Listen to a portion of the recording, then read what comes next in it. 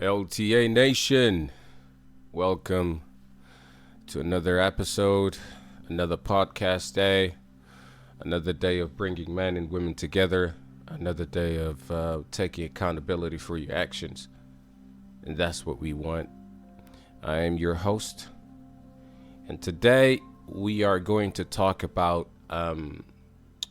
holding grudges and having contempt for your partner.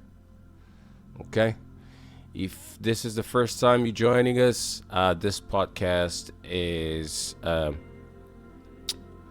pointed towards the direction of growth and stability within a relationship. So we're trying to bring men and women together. We're trying to make couples be stronger, get stronger by taking personal accountability for their actions. Okay, everything that I talk about, it comes from one, self-experience, second, third-party experience. So there's two ways of learning. Either you learn with other people's mistakes or you learn with yours, and one of them hurts. Okay, so it's easy peasy. If you like the content, definitely subscribe, support the channel, support the podcast. Every time you're talking things that make sense, the system doesn't like it, because I don't believe that the government or the governments are interested in a family unit. We are at LTA. We are interested in a family unit, and that's what we're here for, to bring men and women together. So that money that you pay on a coffee, the money that you pay on cigarettes, and you use on like things that really have no fulfillment in your life, you can invest that money on us. Okay, donate as little as you want to or as much as you want to. Just keep supporting the channel, keep making this real. Listen to us.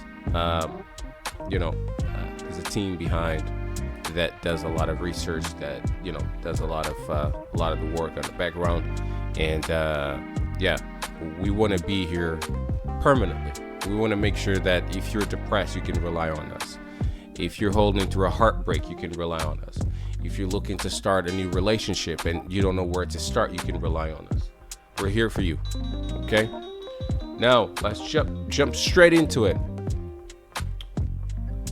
Accountability is like kryptonite to women, unfortunately.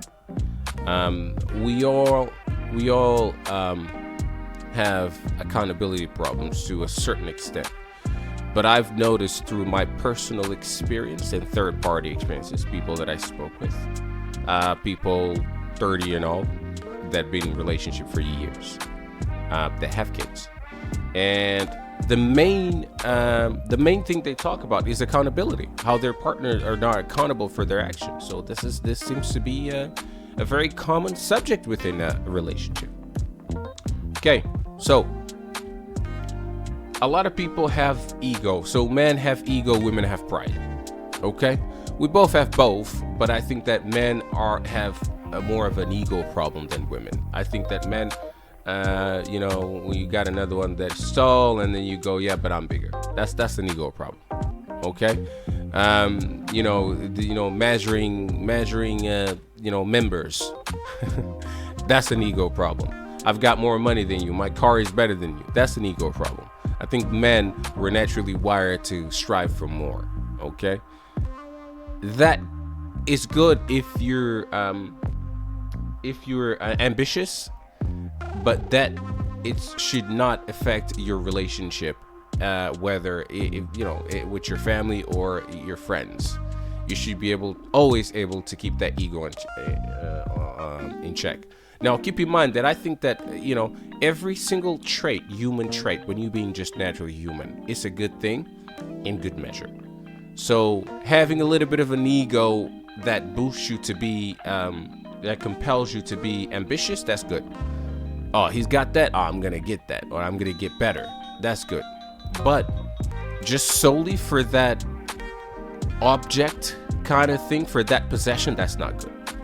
So you should always put your personal growth before any type of physical possession. Okay. Pride is one of the capital sins. We all know that. Well, people that are religious or Christians, you should know this. Women have a lot of pride, and pride leads to self-preservation, which is good. Again, every single trait, if it's in good measure, is good. So you should always be proud of yourself, especially if you keep yourself in good conditions, both mentally and physically, and you achieve your goals, and you're consistent and you have resolve. But if you don't do anything to be better, and you're proud, or you have pride, which is slightly different, right? You can be proud of something and have pride, and not ask for help, or not ask for handouts, or think, oh yeah, no, I'm good, when you're struggling, when you're not good. Guys, nobody can make it on their own. You guys need to understand, like, nobody, no celebrity, no president, no major league artist, no sportsman or woman, nobody can make it or made it by themselves. They might say that because they have the ideas, they put in the work, they look for help, so they doing all the work on the background, in the sense of like they're striving for more. But the fact of the matter is, if you don't get that handout, that good, friendly, honestly, like, I'm trying to help you, and I know I believe in your dream like you believe in your dream handout, you can't make it. Okay? Just as simple as that. Every single person that made it, that did not make it alone. Don't let pride get in the midst of you achieving your goals or getting things done. Like I said, personal accountability will lead to personal growth will lead eventually to accountability, which will lead to a better social interaction with your partner, friends, and family. Okay? You have to be accountable for your actions. You have to pay attention to what you do, what you say. Okay? Sometimes you made a mistake. Don't let your ego get in the midst of it. Oh yeah, well, yeah, if I say this, he's gonna see me down. It don't matter. Your personal growth is more important than whatever people think about you, because you are the one who has to live with yourself. Yeah? Okay. So in relationships, a lot of times people don't take accountability. There's the back and forth. The person doesn't want to, come down and say, you know what? Yeah, you know what? You are right. Right? Or the person feels like they always have to say that you're right when they actually never even did it the first time, because they are defensive. Okay? Being defensive is a very, very, very bad thing. Being defensive just means that you have trust issues. Okay? You know you're wrong, first of all, but you have trust issues. You have a chip on your shoulder, and pride. You have a lot of pride. Okay? And most of the time, defensive just means that, you're being defensive because you know you're wrong. Okay? You're being defensive because you don't actually know, what you're talking about, or even you're being defensive because you actually don't know. You don't know, like, altogether. But you're too proud to say, you know what, I actually don't know. It is possible that I might have done it. Okay? So you don't want to be seen in a downward position, or in a kind of like being under your partner, and you become defensive. And if you take your relationship as a competition, then there is no relationship. Relationship is a partnership, not a competition, guys. I can't reiterate this enough. Like, you cannot be in a relationship with somebody and be competing with that person. That is crazy. That person should be a plus, not a minus. Okay? And nobody's an equal in a relationship. Nobody. This is important. I'm telling you right now, men and women are not equal. There are things that women are better at doing than men, and there are things that men are better at doing than women. Relationships are not 50-50. They are 100 You bring 100% of everything that you can bring, and the person brings 100% of everything that they can bring, and then it becomes a 200% relationship. Outstanding. It's very rare. It's very rare to have an outstanding relationship, permanently or even for a long period of time. And that's why this channel exists, because we are going to talk about it. And that's LTA stand for. Let's talk about it. Okay? The uncomfortable truth, the things that you don't want to say, I will tell you things that you don't want to hear because they're true. Do you know what I mean? And it's going to hit you because they're true. And you might not agree, but truth doesn't really care about your feelings. And the sooner you get over yourself and look at it objectively and be like, okay, hold on, there's something here. Let me look into this. I want to be better. Then you're going to be better. Okay? Right. We spoke about ego. We spoke about pride. That leads obviously to lack of accountability. Another thing that leads to lack of accountability is when one of the partners, obviously, like I said, competition in a relationship. You should not be competing. You should be competing to treat each other better, not worse. But another thing that leads, obviously, to lack of accountability in a relationship is lack of, I'll say, self-growth. If you're in a relationship with somebody that is very immature, right? And this is not about age, guys.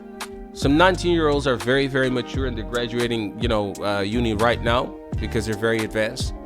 And some 40 years old are very immature. So this is not about age, okay? This is about self-growth. And it's a bit more complex because it comes from your surroundings and who raised you and how you was raised and your achievements and how you channel your energy and your time and dedicate it to yourself. And there's so much work to being done on the background by the parents, and a lot of parents don't do their work properly. They don't. A lot of parents want to be young forever. A lot of parents don't understand that a 20-year-old it should not have the same mental growth as a 40-year-old. If you're 40 and you're still pretending to be 20, I'm not saying you can still be young at 40 and look good and hit the gym and hang out with your friends, but you should have a certain level of knowledge to be able to turn to a 20-year-old and be like, you know what? I actually been through this, and that. Don't do it. Do you know what I mean? But a lot of 40-year-olds, they think they're still 20. They act 20, right? And they still do stupid things all the time, right? They don't have that self-growth. You have to grow, guys. It's simple. You gotta grow. You have to grow. Nobody's saying that you gotta be old. That's not what I'm saying, right? Especially black people. Black people definitely age differently. You see a black guy 40, he looks 25. That's a fact. That is a fact, right? But you have to, when that person speaks, open their mouth, okay, this is a mature person. Just looks young, but it's mature. And we can talk about socioeconomic, we can talk about a lot of things, or we can just talk about self-accountability and self-growth. Let me give you an example. My childhood was not a conventional childhood. I've been exposed to a lot of bad things. But I also had one person or a few people in my life that gave me that little bit of, I'll say, boost, right? To be better. They gave me perspective, okay? And to this day, I don't drink. I never even tried it. I don't do drugs. I never tried it. And I don't smoke. I've been offered all these things and I turned them down. And some people say, it's not really hard for you because you turned them down. No. The social pressure at 14. Try turn things down at 14. Who can do it? Most people can't. I'll say less than 1% of the population actually turn those things down when they're offered to them, you know, in peer pressure in the Western world. And I'm part of that group. I always wanted to be better. And I've been taught accountability from a very young age. And you know why? How I've been taught? By seeing people not having accountability. So I have growth, I have knowledge, and I have experience. And that's what I'm trying to get across. And all the experience that I have is not just mine, guys. It's people that I speak with. So I'm learning with other people's mistakes. And I was very good at it as a kid because, you know, you get your ass whipped. So you got to learn with, you know, when your cousin does something that, you know, leads him to get his ass whipped, you learn, right? When other people do things that, you know, they're going to hit the head on the wall, you learn. So accountability is very important, guys. Once I start taking accountability for my action, my life was so much better. And there's a lot of things I did not do just because I saw other people going through it. And I was like, oh, yeah, that's not the road I want to go down. Let me go this way. Right? And if I make a mistake, guys, I sit down and I apologize. Listen, this is the reason why I did it, but there's no excuse. I should have not do it. And I take full accountability for it. And, you know, I want to be better. So I'm not going to do that again. But I need your help to continue to be better. That's what you should say to your partner. Okay? Let your partner be part of your growth. And then your partner's going to take that lead, especially if you're a man and you make mistakes. And if you have a real feminine woman, she's going to take your lead and she's going to be like, you know what, babe, actually, you know what, thank you for saying that. And I shouldn't have done this, and that as well. And I don't feel good. So, you know, I'm going to try to control myself and try to be better. Boom, that's done. And people say, well, it's not that simple. It's that simple if you get rid of the ego and the pride. That's where the that's the tricky part. That's where the, you know, where it lies. You know what I'm saying? The boogeyman lies. It's that ego. It's that ego. That ego is gonna get you. That ego is gonna get you. And that pride as well. So another thing that leads to lack of accountability is resentment. And this is kind of like a circular argument, really, because resentment leads to a lack of accountability. Lack of accountability leads to resentment. You know, on the other party's side. So, resentment would be if you have done something and you have not apologized or truthfully, honestly apologized, and you did not took accountability for it, and now I resent you for that thing. I'm thinking, oh, you know, you're looking down on me. So you did that because you don't respect me, right? And respect goes to pride, right? You don't respect me. I respect myself, but you don't respect me. And you did this to me. And you didn't even apologize. Oh, but I apologized so many times. You just seem not to get it. Yeah, right. You didn't actually apologize. Guys, apologizing, being apologetic, and honestly taking accountability for your actions is two different things. I can apologize, an empty apology just to shut you up. Or I can stop, think about what I've done, and have a conversation about it. Let the other person speak. Let them tell you how you hurt them, because that is cathartic. That will make them feel better by putting it out there. Nobody wants to nag you, but you just need to get your ego in check and be quiet. And if you hurt somebody, let them talk. Right? It's very important, because if you don't, they will resent you. And resentment, if unchecked resentment for a long time, we lead,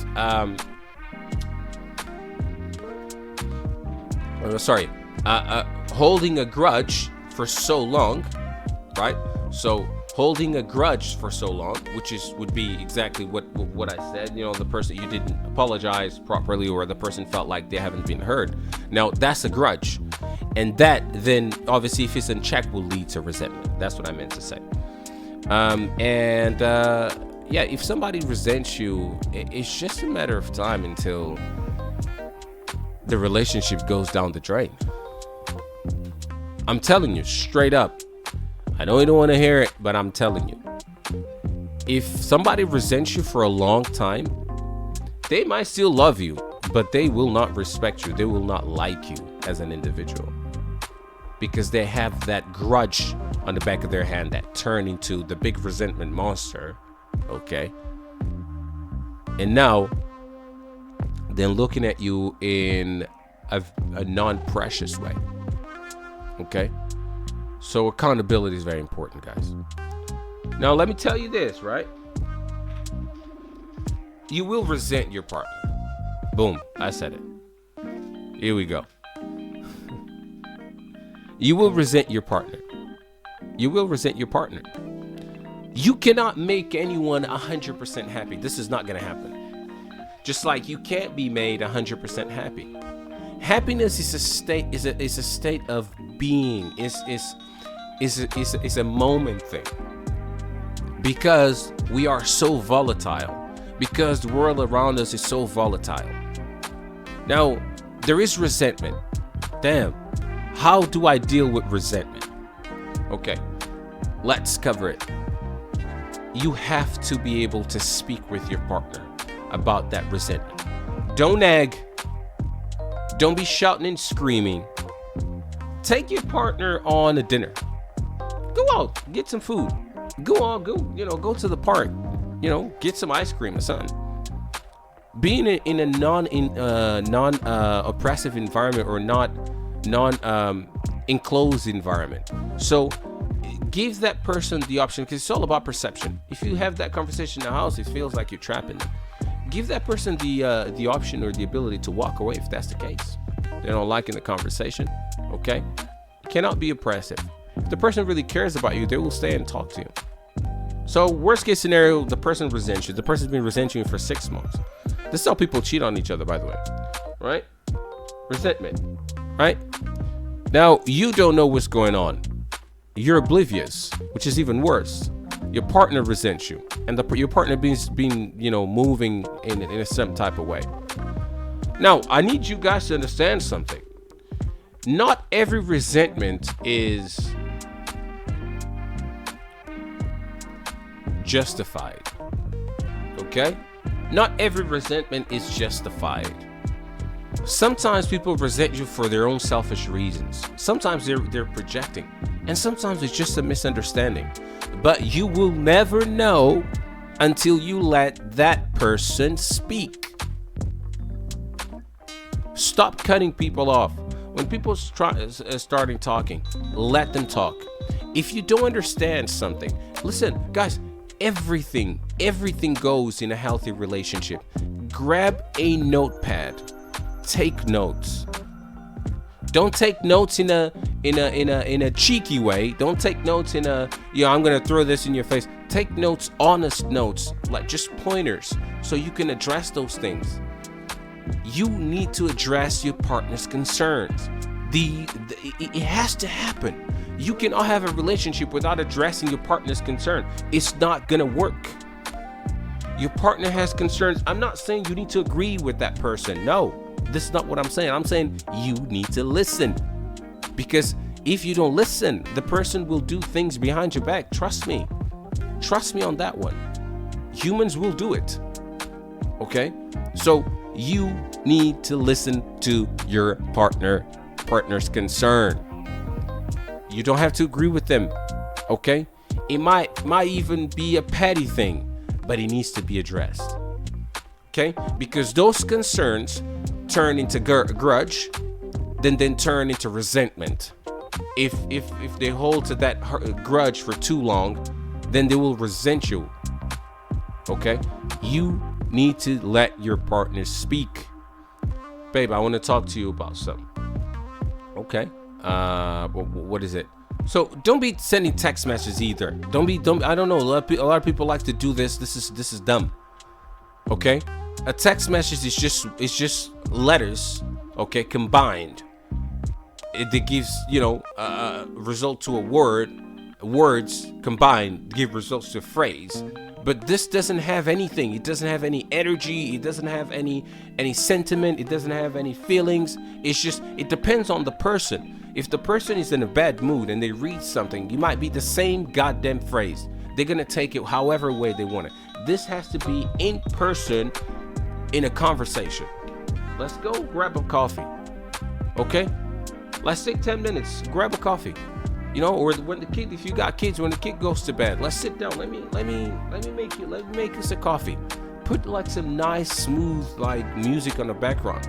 You know what I'm saying? Do everything to show that person this is a non-threatening conversation. It's a non-aggressive conversation. I'm actually interested in our relationship, and these are concerns that I have. Concerns turn into grudge. Grudge turns into resentment. You need to understand this. Right? So you need to let the person speak. When the person is speaking, let them speak. Some people will ramble. I understand. Take notes. Okay? And then if you don't understand something, ask questions. I don't understand what you mean. What do you mean by this? Can you just clarify, please? Okay? Use the word please and thank you and I understand. Maintain eye contact. Keep a certain distance. You know what I'm saying? Don't gesticulate. Let the person feel comfortable enough to tell you what they're worried about. Again, you don't have to agree, but you have to at least listen. At the end of the day, you love that person, right? Sorry, there was a cough there. In some cases, you have kids together, right? So you have a bond. You have to let your partner speak. Okay? Guys,